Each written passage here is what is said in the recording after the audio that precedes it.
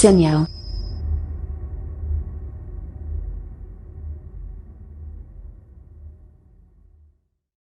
Kami akan mempresentasikan mengenai sistem pengolahan suara menggunakan algoritma FFT. Kami beranggotakan Gregorius Edward 1822009, Siti Budi Suryadi 1822015, dan saya sendiri Niko Giovanni Setiawan 1822018. Di sini ada pendahuluan dulu. FFT atau Fast Fourier Transform adalah suatu algoritma untuk menghitung transformasi Fourier discrete dengan cepat dan efisien. Transformasi Fourier cepat diterapkan dalam beragam bidang. Contoh baik secara digital untuk memecahkan persamaan diferensial parsial dan untuk ikan bilangan bulat besar. Nah, di sini ada pun kelasnya FFT dengan decimation in time atau DIT dan decimation in frequency. Nah, dalam jurnal ini pengolahan suara untuk menampilkan output frekuensi FFT, lalu ada gelombang sinyal suara, dan sederetan nilai waktu pada file data suara untuk format WAV. Adapun aplikasi yang digunakan yaitu MATLAB 2013A dengan metode menggunakan metode waterfall atau ini metode penelitiannya. Nah, di sini ada fast Fourier transform. Secara sistematis DFT XK di mana rumusnya yaitu dari n-1 dan n sama dengan 0 xn dikali antara n besar dan nk, di mana k nilainya merupakan n-1. Lalu FFT ini dipergunakan untuk mengurangi kompleksitas transformasi yang dilakukan dengan DFT. Dengan bila kita menggunakan DFT, maka kompleksitas transformasi kita lebih besar. Sementara dengan menggunakan FFT, selain waktu transformasi lebih cepat, formasi pun menurun menjadi O atau n log n. Nah, di sini ada kompleksitas dari komputasinya. Dengan nilai kompleksitas 0 didapatkan endpoint DFT-nya. Lalu naik ke endpoint DFT-nya kedua menjadi kompleksitas komputasi. Dan selanjutnya antara dari FFT dan DFT. Selanjutnya akan dijelaskan oleh Gregorius Edward. Ya, di sini ada model waterfall.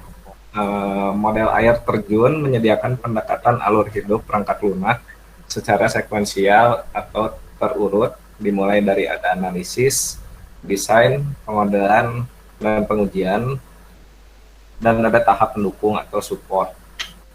Nah, di sistem waterfall ini saya akan jelaskan lebih lanjutnya di slide berikutnya. Nah, ada metode penelitian. Di sini ada yang pertama yaitu ada identifikasi masalah. Identifikasi masalah itu tahapan peneliti yang mengidentifikasi masalah-masalah dan pekerjaan yang akan dilakukan oleh si peneliti tersebut. Nah, setelah melakukan identifikasi masalah, akan ada rumusan masalah. Nah, rumusan masalah itu adalah beberapa pertanyaan-pertanyaan terkait penelitian yang akan dilakukan. Setelah dikumpulkan rumusan masalah yang akan dipertanyakan, penelitian akan dilakukan pengumpulan data.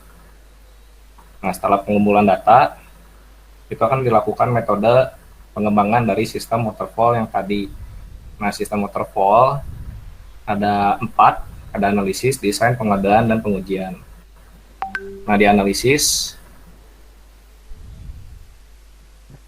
peneliti mencari dan mengumpulkan data-data dari jurnal, atau buku, atau internet, yang berkaitan dengan penelitian yang dapat mendukung landasan teori yang kuat. Nah, di sini analisis statur dan studi perpustakaan dari desain. Dari desain, penelitian sketsa tampilan implementasi pada sistem dengan aplikasi atau tool dapat tampilan akan digunakan pada aplikasi yang akan dibuat. Nah, dari desain ini ada merancang antarmuka sistem dan merancang alur sistem. Selanjutnya dari desain ada pengodaan. Pengodaan, peneliti akan melakukan proses pengodaan untuk menyelesaikan aplikasi menggunakan bahasa pemrograman tertentu, di mana bahasa pemrograman yang digunakan biasanya adalah MATLAB.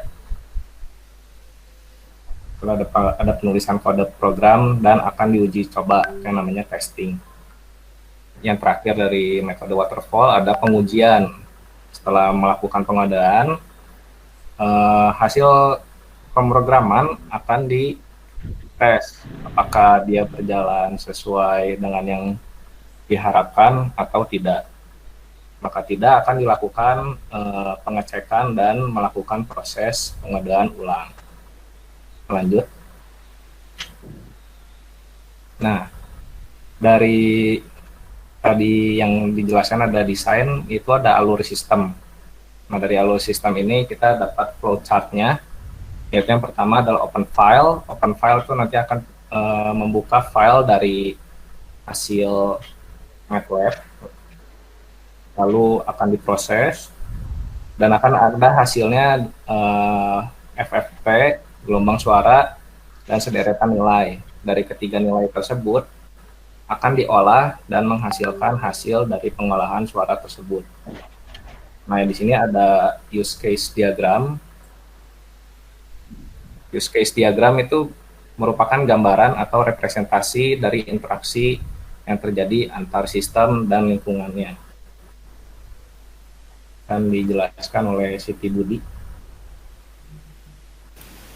Baiklah, saya akan membahas tentang hasil dan pembahasan. Pada hasil dan pembahasan kali ini terdapat tahapan pengujian. Tahapan pengujian dilakukan untuk memeriksa apakah suatu perangkat lunak yang dihasilkan sudah dapat dijalankan sesuai dengan kriteria atau standar tertentu. Pada jurnal ini, kami hanya menampilkan satu data suara dari beberapa data suara yang tersedia. Untuk proses selanjutnya akan digambarkan pada grafik yang sudah ada pada slide. Oke, pada tahap pertama, belum sebelumnya. Oke, pada tahap pertama kita akan memilih file suara. Nah, dari file suara ini akan dihasilkan output pada plot grafik MATLAB. Pada plot grafik MATLAB ini terlihat bahwa outputnya berupa frekuensi FFT suara. Ini akan menghasilkan beberapa output lainnya juga selain frekuensi FFT suara seperti yang dijelaskan pada flowchart tadi. Next. Oke, seperti terlihat pada gambar. Untuk output yang lainnya terdapat output dalam gelombang suara dapat dilihat pada gambar yang di kiri, dan output yang terakhir adalah sederetan nilai fungsi waktu diskrit suara pada gambar yang di kanan. Boleh next. Baiklah, untuk kesimpulannya terdapat 3 kesimpulan. Yang pertama, aplikasi sistem pengolahan suara menggunakan algoritma FFT yang nantinya bisa digunakan untuk mengetahui frekuensi suara dari sejumlah orang yang berbicara. Yang kedua, pada proses opening, jenis file suara hasil perekaman yang akan disimpan berformat WAV suara. Karena tidak dikompresi, format WAV mudah untuk diubah dan dikompresi ke format MP3 atau lainnya jika diperlukan. Dan mampu dimainkan pada semua operasi seperti Windows atau Mac Stereo dan browser populer lainnya, dan tidak disimpan dalam format MP3. Kesimpulan yang terakhir, seperti yang sudah dijelaskan tadi, output yang dihasilkan pada aplikasi ini adalah frekuensi FFT suara, gelombang suara, dan sederetan nilai fungsi diskrit. Baiklah, sekian presentasi kami hari ini. Terima kasih atas perhatian.